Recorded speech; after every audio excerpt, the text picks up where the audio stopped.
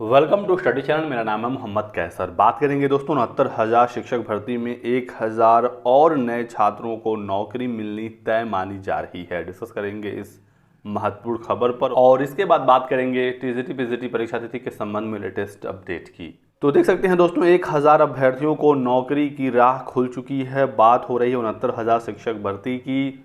अभी नई प्राथमिक शिक्षक भर्ती पर कोई चर्चा ही नहीं है। पुरानी भर्तियां ही इतनी उलझी हुई हैं कि अभी तक यही क्लियर नहीं हो पा रही हैं। 69,000 में 6800 का एक अलग मामला है जो चल ही रहा है, उसके बारे में आप सभी लोगों को पता ही है। लेकिन एक और नया मामला आ गया है। देख सकते हैं 1 नंबर से फेल अभ्यर्थियों को सुप्रीम कोर्ट से राहत मिल गई है। हालांकि ये छात्र पहले हाई कोर्ट से जीत गए थे, लेकिन सरकार ने सुप्रीम कोर्ट में अपील की थी और सर्वोच्च न्यायालय ने उत्तर प्रदेश सरकार की अपील को खारिज कर दिया है। तो एक प्रश्न था दोस्तों 69,000 की शिक्षक भर्ती में, बुकलेट संख्या ए प्रश्न संख्या 60 और इसके सभी ऑप्शन गलत माने गए हैं। शैक्षिक प्रशासन उपयुक्त विद्यार्थियों को उपयुक्त शिक्षकों द्वारा समुचित शिक्षा प्राप्त करने योग्य बनाता है। इस प्रश्न के चारों विकल्प गलत माने गए हैं, जबकि इसका जो सही जवाब है वो ग्राहम वॉलफोर है। जबकि पीएनपी के विशेषज्ञों ने वेलफेयर ग्राहक को सही मान लिया था। तो जिन छात्रों ने इस प्रश्न को टच किया था, कोई भी आंसर दिया था और यदि वो 1 नंबर से 69,000 के शिक्षक भर्ती में फेल हो रहे थे तो वो अब पास हो गए हैं। तो अब देखते हैं इन छात्रों को कैसे नियुक्ति मिलती है, क्योंकि 69,000 में तो लगभग सभी सीटें भर ही गई हैं पहले ही काउंसलिंग के जरिए। अब इस 1 नंबर बढ़ने की वजह से जो नए छात्र पास होंगे इन्हें सरकार कैसे एडजस्ट करेगी। और अभी 6800 वाला मामला अलग ही फंसा हुआ है, आरक्षण में जो भी संगतियां हुई थी।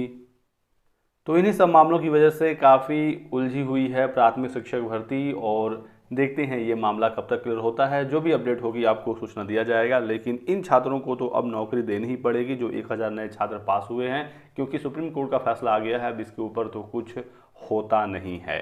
बात करेंगे दोस्तों टीजीटी पीजीटी परीक्षा तिथि के संबंध में लेटेस्ट अपडेट की। तो शिक्षा विभाग में लगातार बदलाव हो रहा है और योगी सरकार बदलावों के लिए जानी भी जाती है।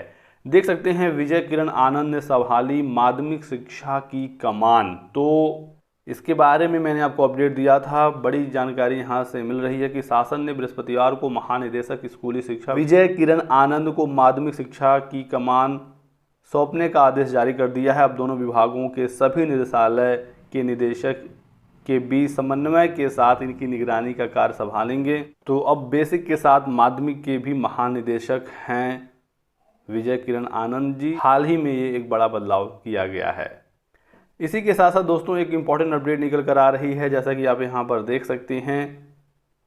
श्री विनय कुमार गिल जी जो अभी तक उप सचिव थे माध्यमिक शिक्षा सेवा चयन बोर्ड के, इनका भी ट्रांसफ़र हो गया है और ये अब भेज दिए गए हैं डायट अलीगढ़ में। तो इन्हें प्राचार्य बना दिया गया है। लगातार ट्रांसफ़र हो रहे हैं। देख सकते हैं 11 नवंबर की ये अपडेट है। इसके पहले उप सचिव थे श्री नवल किशोर जी, इनका ट्रांसफ़र तो पहले ही हो गया था। और जो नए उप सचिव आए थे श्री विनय कुमार गिल जी, अब इनका भी ट्रांसफ़र हो गया है।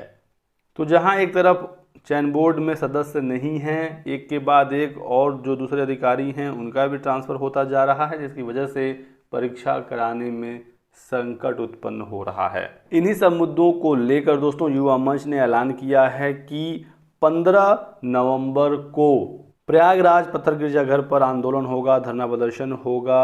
आपको पता ही है प्रयागराज में पत्थर गिरजाघर पर धरने होते हैं, धरना होगा ताकि माध्यमिक शिक्षा सेवा चयन बोर्ड में सदस्यों की नियुक्ति जल्द से जल्द हो, परीक्षा तारीखों का ऐलान हो, तदर्थवाद समाप्त हो, वेटिंग लिस्ट को क्लियर किया जाए। ये जो महत्वपूर्ण बिंदु हैं इनको लेकर छात्र पहुंच रहे हैं। एलटी ग्रेड में जो समकक्ष अर्हता का मामला है इसे निपटाया जाए। तो यदि आप चाहते हैं टीजीटी पीजीटी की परीक्षा जल्द से जल्द हो तो आप प्रयागराज पत्थर गिरजाघर 15 नवंबर दिन मंगलवार को जरूर पहुँचें।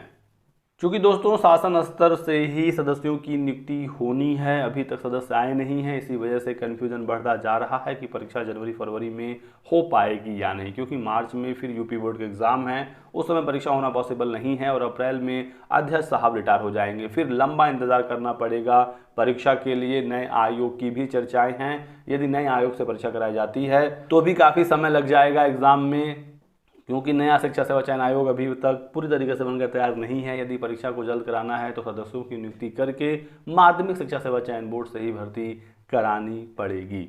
तो इन्हीं सब मुद्दों को लेकर अभ्यर्थी पहुंच रहे हैं प्रयागराज। यदि आप आसपास के क्षेत्र से हैं प्रयागराज के तो इसमें शामिल जरूर होइएगा। इस वीडियो में बस इतना ही। वीडियो को लाइक और चैनल को सब्सक्राइब कर दीजिएगा दोस्तों, ताकि आपको इसी प्रकार की सभी लेटेस्ट और ऑथेंटिक इन्फॉर्मेशन मिलती रहे। Thanks for watching.